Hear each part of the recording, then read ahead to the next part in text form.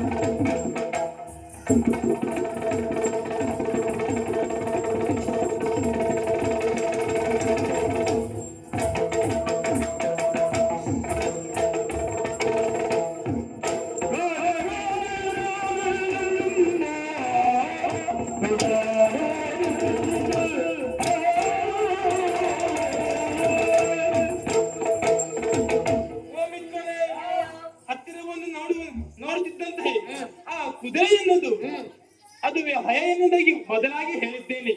ಅಷ್ಟು ಮಾತ್ರವಲ್ಲ, ರೂಢಿಪಾಲನ ಅಶ್ವದಾಗಿದೆ. ಹಾಗೂ ಸರಿಯಾಗಿ ಗಮನಿಸಿದ್ದ ಮಿತ್ರರೇ, ಶ್ವೇತ ವರ್ಣಗಳಿಂದ ಕೂಡಿದೆ. ಹಾಗೂ ಆ ಬಣ್ಣಗಳಿಂದ ಅದನ್ನು ಶೃಂಗಾರ ಮಾಡಲ್ಪಟ್ಟಿದೆ. ಆದರೆ ಅದೇನು ಮಾಡ್ತಾ ಉಂಟು?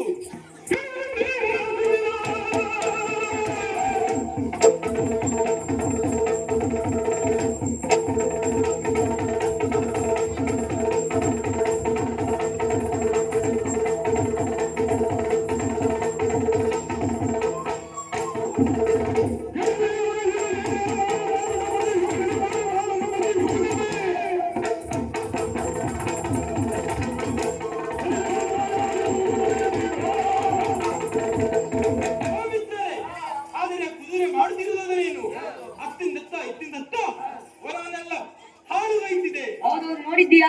ನಮ್ಮ ಗೋಪುರ ಎಲ್ಲ ಹೋಯ್ತು ಈ ವರ್ಷ. ಗೋಪುರ ಎಲ್ಲ ಹೋಯ್ತು. ಹೂವು ಬಳ್ಳಿಗಳನ್ನ ಎಲ್ಲವನ್ನ ನಾಶಪಡಿಸುತ್ತಿದೆ ಅಂತಾದ್ರೆ ನಾವೇಲ್ವೇನೋ ಅದಕ್ಕೆ ಬೇಕಾಗಿರುವಂತಹ ಪೋಷಕಾಂಶಗಳನ್ನು ಸಾವಯವ ಗೊಬ್ಬರ ಹಾಕಿ. ಸಾವಯವ ಗೊಬ್ಬರ ಹಾಕಿದ್ರೆ ಇಷ್ಟು ಸುತ್ತ ಹೋಗ್ತಿತ್ತು. ಸಾವಯವ ಗೊಬ್ಬರ ಅಲ್ವೇನಾ? ಅದೆಲ್ಲ ಹಾಕಿ ನಾವೇ ಕಷ್ಟಪಟ್ಟು ಬೆಳೆಸಿದ್ದೇವೆ. ಆದರೆ ನಮ್ಮ ವನವನ್ನು ಹಾಳುಗೊಳಿಸಿದಂತಾದರೆ ಅದನ್ನು ಬಿಟ್ಟಂತಹ ದೊರೆ ಅಥವಾ ನಾಯಕ ಎಂದಾಕ್ಷಣ ಆತನು ಬುದ್ಧಿಯನ್ನು ಭ್ರಮಣಾಗಿದ್ದಾನ. ಹಾಗಾಗಿ ಬುದ್ಧಿಯನ್ನು ಹಾಗಾದ್ರೆ ಇಂದ ಕುದುರೆಯನ್ನು ಬಿಟ್ಟಿದ್ರೆ ನಮ್ಮ ವನವನ್ನು ಹಾಳು ಮಾಡಬೇಕಂತಾರೆ. ತನ ಮಾಡುವುದಲ್ಲ. ಹಾಗೋ ಮಿತ್ರರೇ, ಸರಿಯಾಗಿ ಅಂತಿದ್ದೀರಾ? ಅದರ ಹಣೆ ಮೇಲೆ ಲೇಖನವನ್ನು ಕಾಣಿಸುತ್ತಿದೆ. ಹಾಗಾಗಿ ತಡ ಮಾಡುವುದಲ್ಲ, ನೀವಿರುವರು ಆ ಕುದುರೆಯನ್ನು ಕಟ್ಟಿ ಹಾಕಿ ಲೇಖನವನ್ನು ತಂದ